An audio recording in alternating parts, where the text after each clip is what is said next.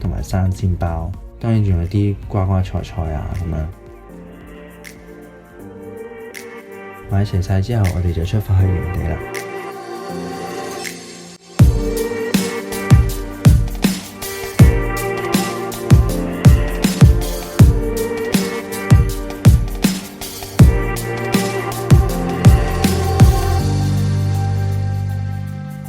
搭的士嚟到黃石碼頭之後，就係要轉船去我哋嘅目的地。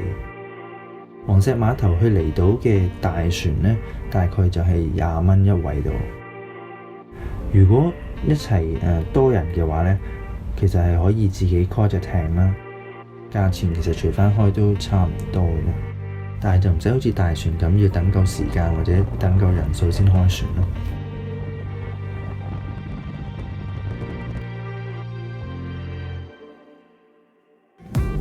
而家我哋就行緊去營地啦，但係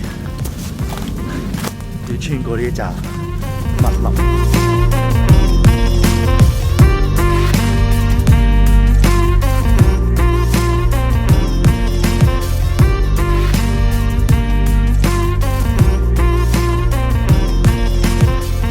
終於到啦，好辛苦行到。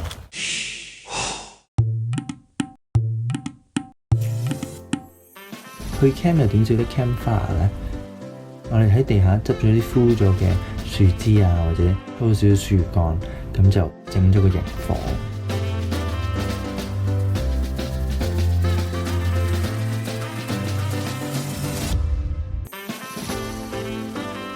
搞完一大輪，都開始肚餓，就煮嘢食。首先有呢個韓式拉麵，配合埋芝士同埋午餐肉，仲有日本清酒添，可以用呢個 Snow Peak 嘅酒樽裝住，放入去河道或者啲水度呢浸凍嘅清酒啦，咁好飲啲。呢個蜂蜜酒呢超好飲，係嚟自加拿大，仲有其他嚟自世界各地嘅零食。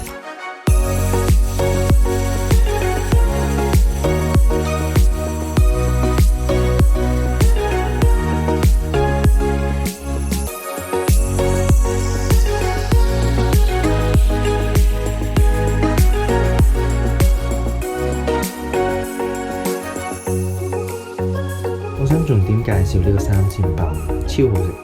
其實如果你煮佢嘅時候，先加少少水，令到個包同入邊嘅餡咧索晒啲水，變成肉汁。咁水乾咗之後咧，再將底面煎成金黃色，咁咬落去咧就外脆內軟。大家都 surprise 佢出到嚟做到嘅嗰個味道。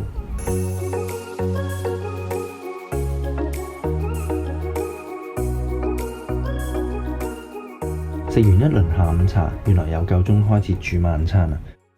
其實成程都冇一個界線係分開兩餐嘅，因為大家煮下又食下，跟住又傾下偈，跟住又再煮下咁樣，變咗其實所有嘢都 keep 住落。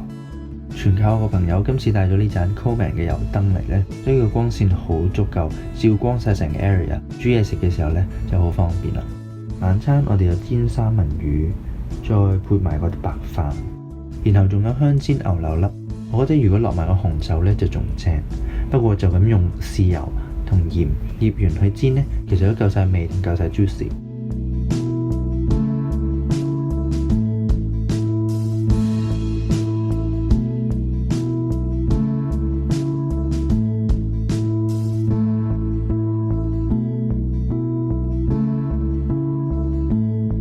第一晚就完啦。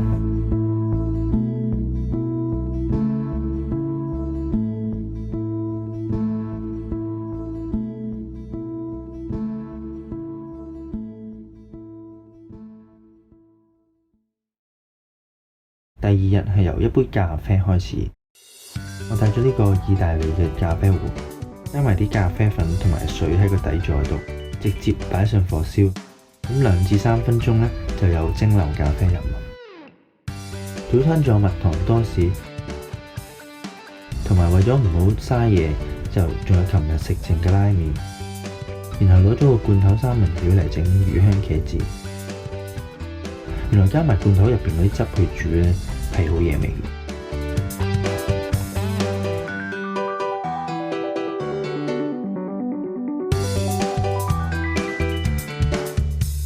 另另一條棋子呢，就用炭火燒。食咗咁多嘢太熱氣啦，我哋連衫褲都帶埋。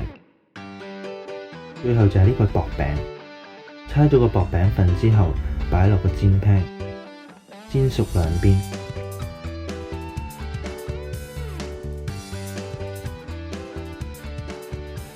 然後加埋芝士同吞拿魚。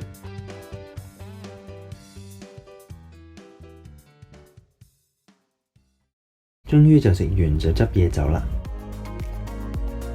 總括嚟講，我哋今次 camp 嘅行程就係由第一日嘅3點食到10點，再由第二日嘅10點食返到3點。